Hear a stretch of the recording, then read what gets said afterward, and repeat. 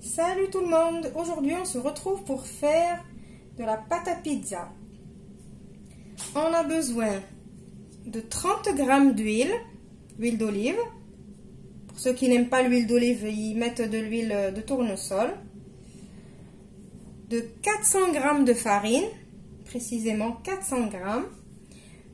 D'une cuillère à café de sucre en poudre.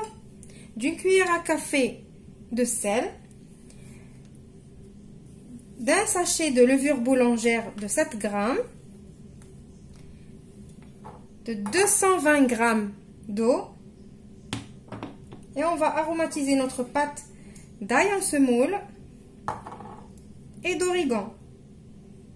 Vous pouvez mettre à la place de l'origan les herbes de Provence si vous aimez, mais moi je préfère l'origan.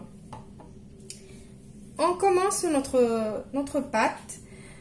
Je voulais juste faire une précision. Ma pâte aujourd'hui, je vais la faire au robot. Vous pouvez très bien la faire à la main ou dans un autre robot. Pour les personnes qui ont le Thermomix ou le robot Monsieur Cuisine, je vais leur dire comment il faut faire. On passe à la recette. Je vais commencer par mettre dans mon bol l'eau.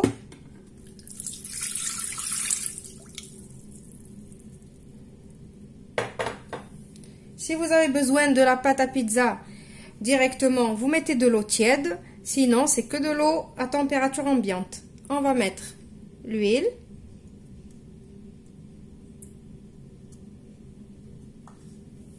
On va mettre la levure.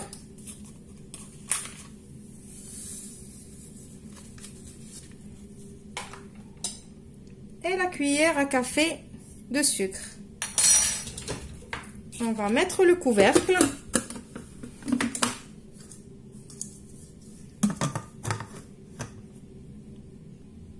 Et on va venir programmer 20 secondes.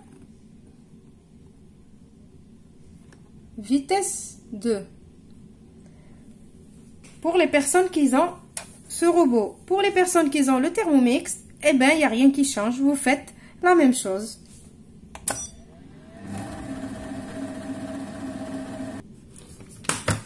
Je vais ouvrir mon bol. Je vais rajouter mon sel, ma farine,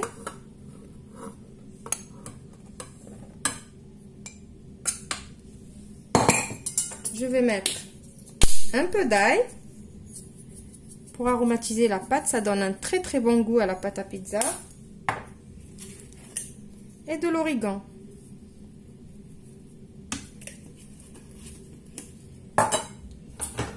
On va remettre notre couvercle. Maintenant, le programme.